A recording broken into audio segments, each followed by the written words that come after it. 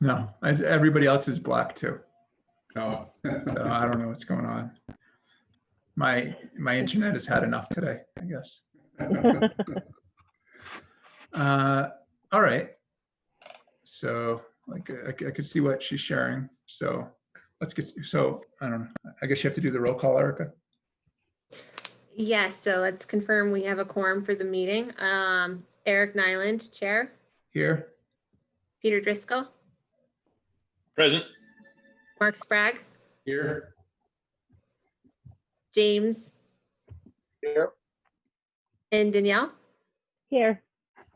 And then Michael Gore is not participating in this meeting this evening. So he's not present. Okay. Okay. All right, great. Well, it's June 10th, and it's the planning board. We have a quorum. The first agenda up is to consider a letter of support for the MVP action grant application. Do you want to talk about this, Erica? Yeah, sure. Let me pull up the support letter is very basic. I basically took, the board had provided a support letter when we were applying for the planning grant, and I basically took that and modified it.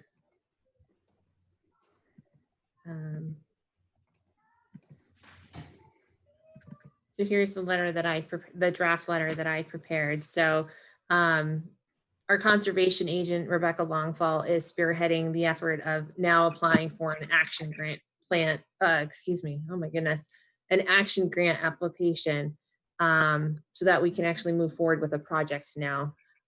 We've gone through the public engagement piece of putting together our, I'm sorry, I'm blanking at the moment. Well, you did an MVP planning. The action-oriented resiliency plan. There we go. So now we can move forward and advance to the project grant stage. So it's a joint application with Harvard and Devon's, and they're seeking to do to put together a plan, and it's essentially an evaluation of our natural resources. And they're going to be looking at things like forests, agricultural lands, wetlands, and other areas where they want to evaluate the soils and understand their climate vulnerability and their resiliency, as well as their ability to store carbon and carbon sequestration. So that's sort of the next step. Sort of a simplified summary of it, but. No, that's okay. The action grant is due. I think they get a week extension, but it's due soon. So it is. It's due next week. So yeah. Yeah. Okay, I can see you guys now. That's good. We can see you too. Okay, I'll stop doing anything I shouldn't. No faces anymore, Eric. I'll have to put my shirt back on or whatever. This MVP process has been really interesting. I didn't even know about carbon storage and carbon sequestration before this. I didn't realize that soils play a really valuable part in climate resiliency. I didn't know that they held carbon. I think of trees as being, required to, for oxygen levels, and you think of like that, but you don't necessarily, I never really thought about the soils. So that's something that they really want to focus in on and understand, the value of our agricultural lands and maybe, that next stuff in preserving them. So this has nothing to do. It's fairly new too, just so you know, Erica. Is it? You're not Okay. the first one. It is very new, and people understanding that aspect of it. Okay. That's So good to know. This has nothing to do with climate change and how it impacts our infrastructure, right? It does. It Oh, all it does. all It does. related. It absolutely does. So is it possible out of this to get grants for, water management and stuff? For instance, so- like, flooding because of more water in certain areas and having to direct it So properly. the way the action grants work is if there's a project in town that is something that would go towards being a resilient, it's going to help with resiliency and sustainability, but it includes natural based solutions, then you've got a really good chance to get a grant. If it doesn't include that natural based solutions or that overall climate change and, into that, it's hard to get some of these action grants. I mean, I'll tell you, this past year, I submitted an action grant on the behalf of the town of Bridgewater. There was 111 action grants submitted, and only 52 towns were given action grants. So it's becoming more and more popular. So it's, it's always great to submit for one, and this is excellent that we're submitting this, but they're getting harder and harder to get. Actually, I remember like 5 years ago when we lowered the Fifeshire Dam, maybe something like that, putting something back in its more natural state, like that type of project. There's also dam removal, but most of that money is pretty much used up right now, but there is a program for dam removal as well. Yeah, so I think, we're hoping that we have a good shot because it's a regional approach. We're going to be combining forces with Harvard and Devens, and they have sort of their own unique things that they want to tackle. But it's all related, around sort of the soil assessment. So it's hopefully that'll be very attractive to the people that are very good, the regional stuff. So, and again, I apologize. It's been Rebecca that's been spearheading this effort. So if there are any more specific questions you would like to know, I can certainly find out the answers. I just haven't prepared for this evening in more detail than that. I'm okay with making a motion to approve the letter of support for the MVP action grant. Second. All right. All in favor? Eric, you want to call a roll call? Yes. Roll call. Eric Nyland, Chairman. Aye. Peter Driscoll. Aye. Mark Sprague. Yes. Daniel Spicer. Yes. James Barr. Aye. All right. Sounds good. Thank you. And then Eric, for this, I don't need a wet signature, obviously. All right, so I'll do if I digital. send this to you, you can just digitally sign for me. Sounds good. Wonderful, thank you. We don't need to do our whole No, our song and dance. Yeah. You've actually given me an excuse to go out running in the morning to leave stuff in the mailbox for you. Well, that's good. Yeah. I'm like, I gotta get out there, gotta get to the mailbox. All right, throw that. If you could throw the agenda back up. I will do that.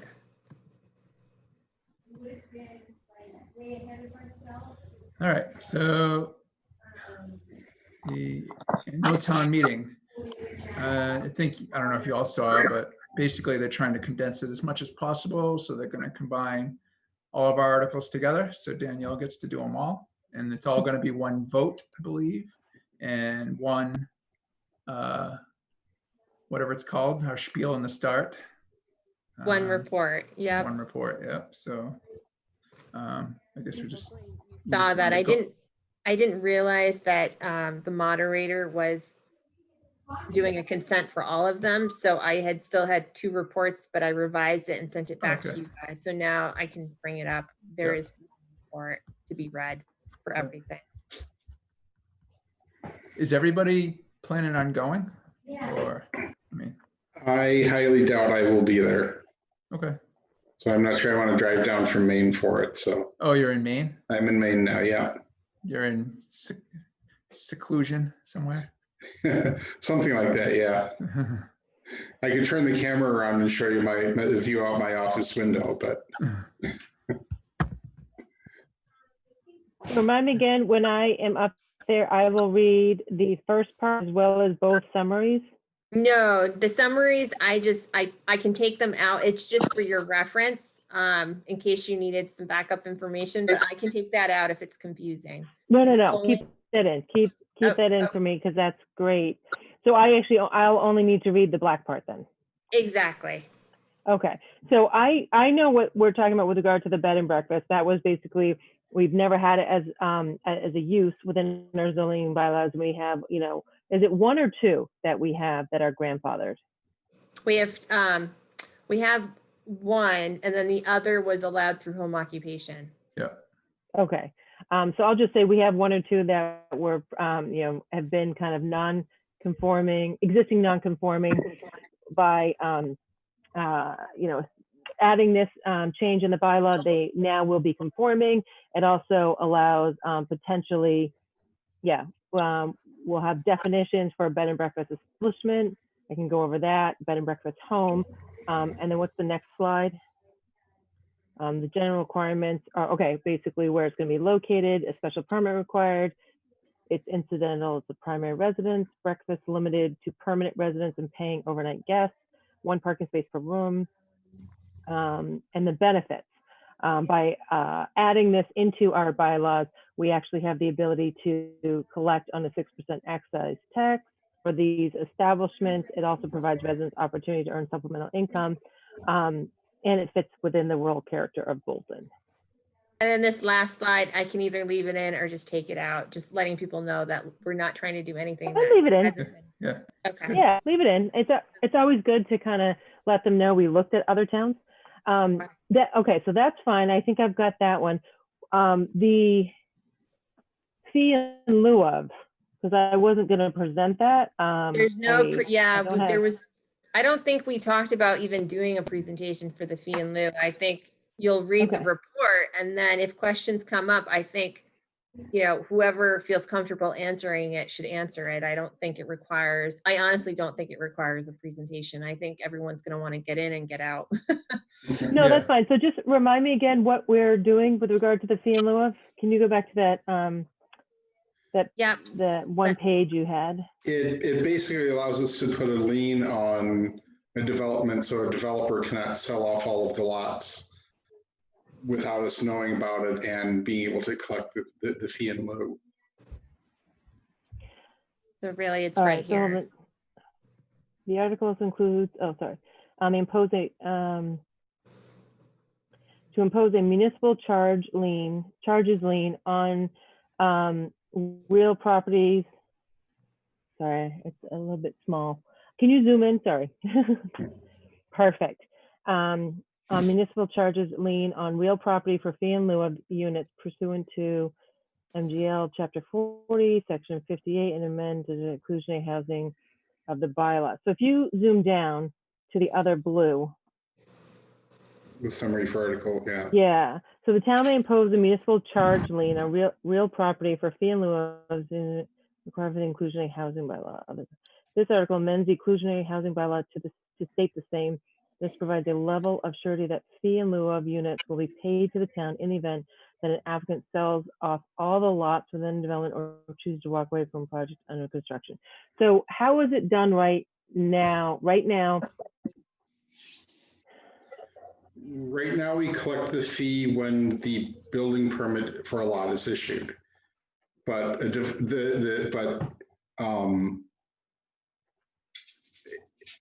developer could come in, get approval, sell off all the lots without telling people that there's that fee is due. And then, or if when they come in lot, for that, it's really to protect the town, to make sure that the fee could still be collected when the building permit is issued, but it ensures that when somebody goes to buy a lot, they have to get the lien cleared, so they would have to at least be informed that the fee is going to be due. so basically what this does is it doesn't change the fee. It doesn't change when necessarily it's going to be allocated. But if someone were to sell all the lots off, in order for them to get a clear lien on that, they now have to be informed of the fee in lieu of that's on those properties. Exactly, yeah. Okay. Yeah, I mean, so if I just pick on, like say Houghton Farm. Yeah. Or, Tadmore, let's say, if they'd gone in and gotten the permits and then just sold off all of the lots very quickly to, but people hadn't gone and checked the paperwork to see if there's this fee in lieu of that was due, they come to get a building permit from us, and all of a sudden they're being told, oh, you have this, $20,000 fee that you need to pay. The developer or the person who did the development is long gone. So now, so it just makes it very clear to everybody that that's due and gives them an opportunity to renegotiate the price or whatever, Yes, because it doesn't mean that they can't still sell all the lots. It just means that the buyers are now aware that there's a fee in lieu of that Right, would come up because when they actually go for the building permit.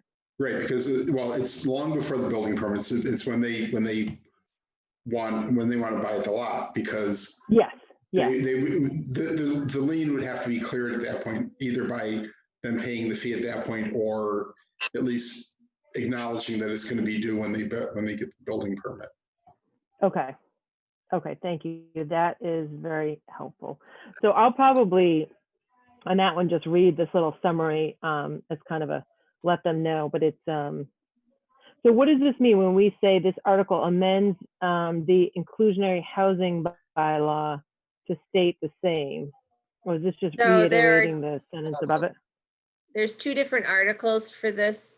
Really, technically, the town only needs to take a vote at town meeting to be able to apply a municipal lien for the fee in lieu.